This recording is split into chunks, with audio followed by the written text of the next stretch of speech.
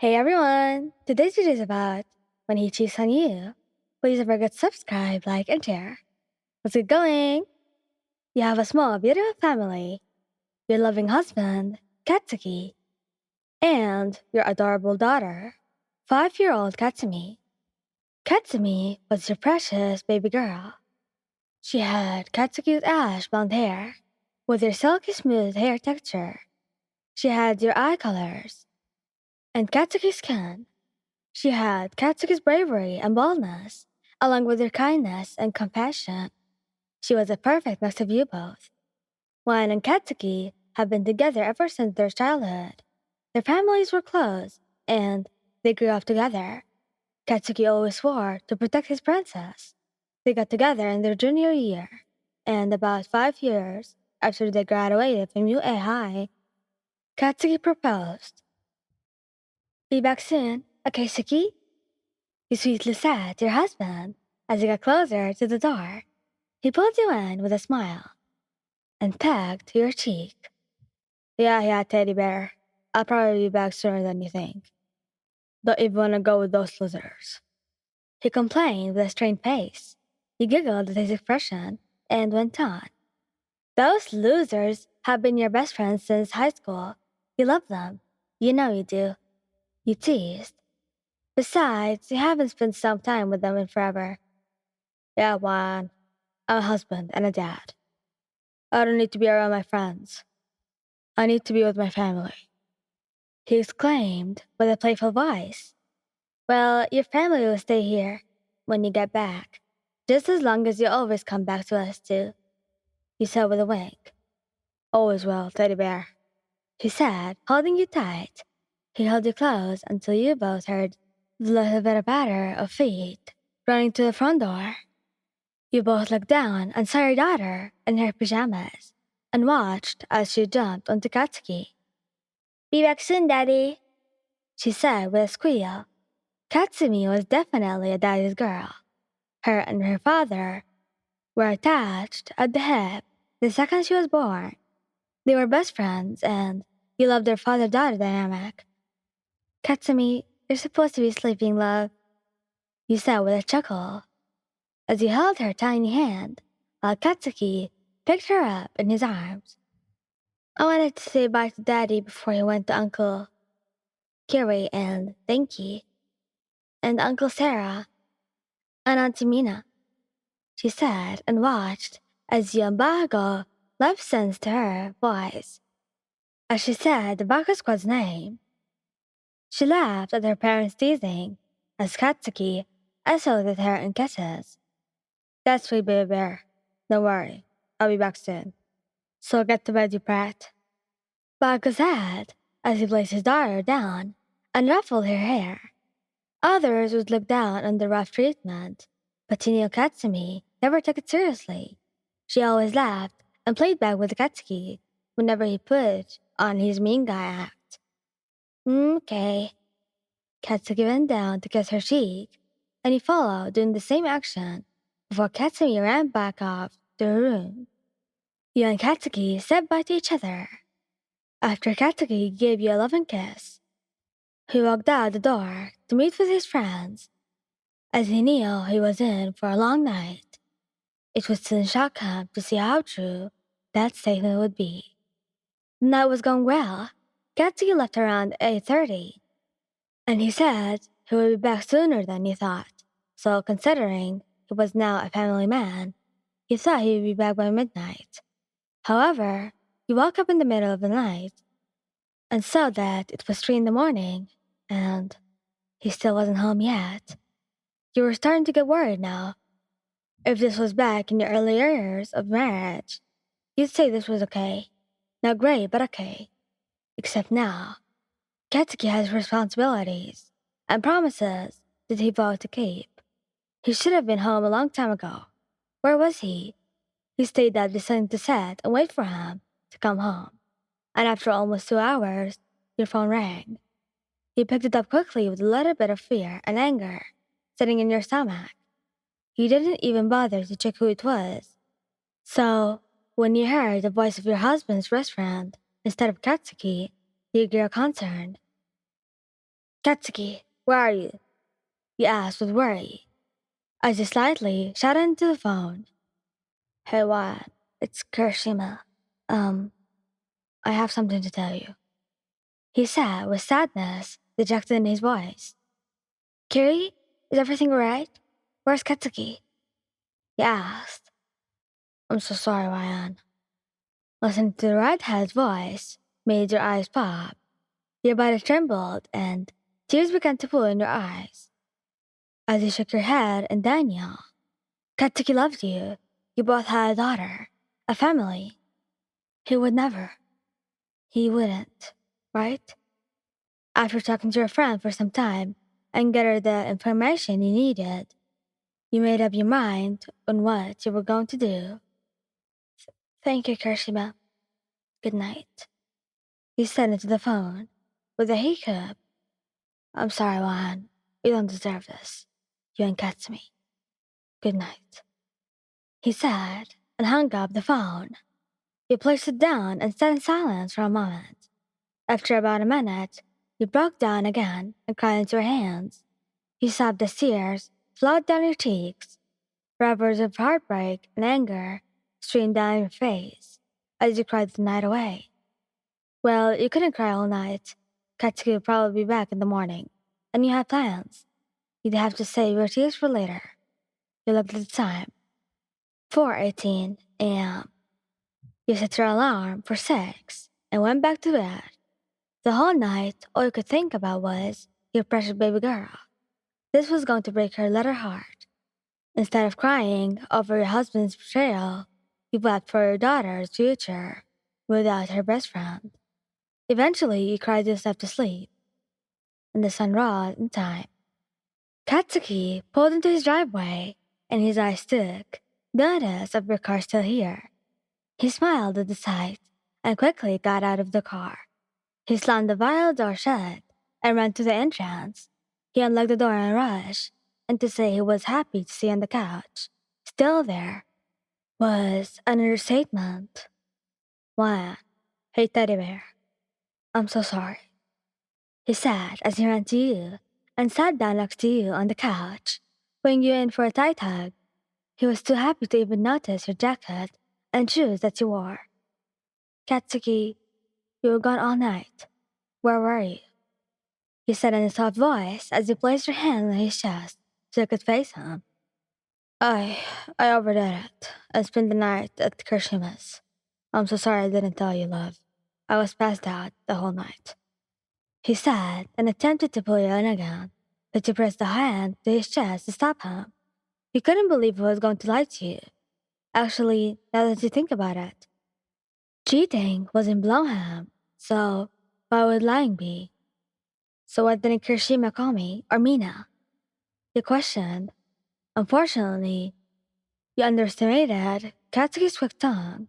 He was a good liar, and if you hadn't already known the truth, you'd probably believe him. Shitty phone died, and Ellen girl was asleep by the time we got back.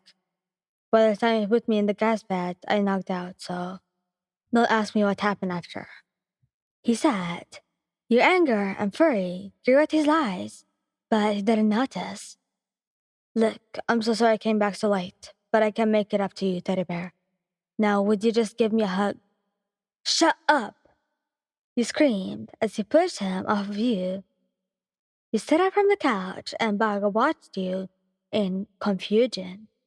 Bago felt his heart racing as he had a guess at why you were so mad at him, but he refused to believe it. Teddy bear, what's wrong? He asked with shaky hands as he tried to reach out to you, but you dodged all his attempts. What's wrong? What's wrong? You're lying to me. You're lying to me after doing what you did, Katsuki. Are you gonna act like you did nothing? Because I know. So why don't you? You screamed at him. Bago still couldn't believe you knew. So he tried his soft attempts once more and reached out to you again. Baby, please calm down. Are you serious, Katsuki? You're gonna tell me to calm down? You laughed out in disbelief. You watched as Bago's lip began to tremble, and he looked down in shame. Say it. What? He spoke softly. Say what you did. Say it, Katsuki. Tell me what you did and how you betrayed not only me but your daughter too. He specified. It took Bakugou a second before he spoke up in a soft, quiet voice. I cheated on you. Louder. I cheated on you, he said while standing up and facing you with tears in his eyes. I cheated on you, okay? I got drunk last night and slept with someone else, but baby, I swear I didn't mean it. He said as he walked to you and tried to hold you. He once again pushed his hands away before speaking back. It doesn't matter if you meant it or not, Katsuki. You still did it. Your voice grew dry as it began to break. Your eyes filled with tears as you continued. I would have never done that to you. I wouldn't even be capable of doing that to you, Katsuki, because I love you. I love you, Ian. I swear I do. It doesn't seem like it, because you slept with someone else. You promised me you would never hurt me. You promised you would always protect me. You promised that you loved me and only me. Not only that, but you promised your daughter that you would never bring harm to her. Guess what? You're the reason her whole life is going to be destroyed, Katsuki. Do you realize that? You screamed at him. I do, Teddy Bear, I do. He said. Don't call me that, Katsuki, you said. Bakugou shook his head as he walked to you and kneeled in front of you. Baby, please, I'm sorry. I was drunk. It didn't mean anything. It was a mistake. But if you can't forget about this, I promise I'll make it up to you, okay? He begged. Forget? Forget? Are you insane?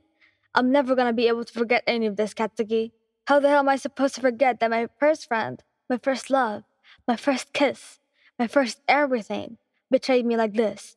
How am I supposed to forget that my husband, who I've known since we were babies, cheated on me? Tell me, you said, as the tears finally fell. I don't know. I don't know, but I promise I can make it up to you. So please forgive me. Please stay. He pleaded. The whole time, he couldn't let go of you. Every time you pushed him off, he just came right back. How am I supposed to trust that you'll actually keep that promise? You said softly with a sad voice. If it wasn't clear already, I'm not staying. We're getting a divorce, Katsuki. Bakugou felt his heart shatter. What? Katsuki, you cheated. There's no other way around it. No explanations or excuses. And you can't even blame it on the alcohol because I've been blackout drunk before too. And the idea of cheating on you never even crossed my mind. You have nobody to blame but yourself. You said with a broken voice. We're getting a divorce, Katsuki. And I'm taking Katsumi with me. You said and began to walk to the door. Bakugou couldn't believe what he just heard. And as he got up from his knees and ran after you, he ran in front of you and held you by the shoulders. What? No, baby, please. That's my daughter. You can't just take her from me. Please. I won't be taking her from you. He said and pushed his hands off your shoulders. We can co-parent, but when she's old enough. When Katsumi asks why we're no longer together, I'll be telling her the truth, so I can still see her. But when she's ready to know, if she decides she hates you and doesn't want to see you ever again, then you have to accept it. At this point, Katsuki began to openly cry as he allowed his fat tears to flow down his face. Hiccups left his mouth as he shamelessly sobbed in front of you. Please don't go. You guys are my family. You both are my entire world. I love you both so much. He said and went in to grab your hand, which you allowed. I know I hurt you both, but please just give me another chance. I swear this was just a mistake. I never meant to do it. Please stay. Please let me fix my mistake. I love you. Tears once again filled your eyes, but you didn't allow them to flow. I love you too, Katsuki. At those words, Bakugou felt a bit of hope. But I can't just stay here. If it was just me, I probably would give you another chance. But Katsumi's your daughter, Katsuki. She's your own flesh and blood, and you betrayed her. You're supposed to be her hero, and you betrayed her like this. I just can't trust the fact that you won't do something like this again. And not just for my sake, but for our daughters too. I'm sorry, but this is where we end. Once he said that, he walked away from Bakugou, leaving him in shock. He stood there, regretting everything. Not just his mistake, but all the time where he could have been a better husband.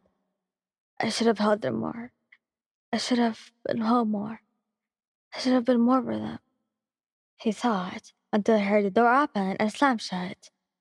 He turned to face it and looked around the now very empty house. He allowed silent tears to drip down his face. He walked to the master bedroom and saw all your belongings gone. He saw your closet was empty, all your shoes gone. He went to the bathroom and saw all your stuff was missing. The tears flowed faster, and when he walked into his daughter's room, it made it 10 times worse. He opened the door to the pink room and saw her bedsheets missing. All the toys were gone. Her closet was barren, and her bathroom was hollow. He walked back out to his little girl's former bed and sat down. He cried on the bed and sobbed into his hands. He broke down as he thought back to your words. You were right. You have nobody to blame but yourself. Katsuki looked up from his hands, and when he did, he took notice of the picture frame that was left face down in the nightstand. He picked it up, and his heart turned to dust. It couldn't break anymore. He looked at the picture of his once happy family, his beautiful wife, his blessing of a daughter, his 2 girls who had a protector. That protector was supposed to be him. And he failed. He smiled at the picture but continued to cry. It was a beautiful sight, but he left it behind. He took the picture with him as he walked to his bedroom. He sat in the bed and held the frame close to his chest as he laid down on the cold mattress. Tears still freely fell as a shadow cast over his eyes. No words could be said except for a few. No, nobody to blame but myself. Thank you guys for listening. Hope you like the video. Please don't forget to subscribe, like, and share. Goodbye.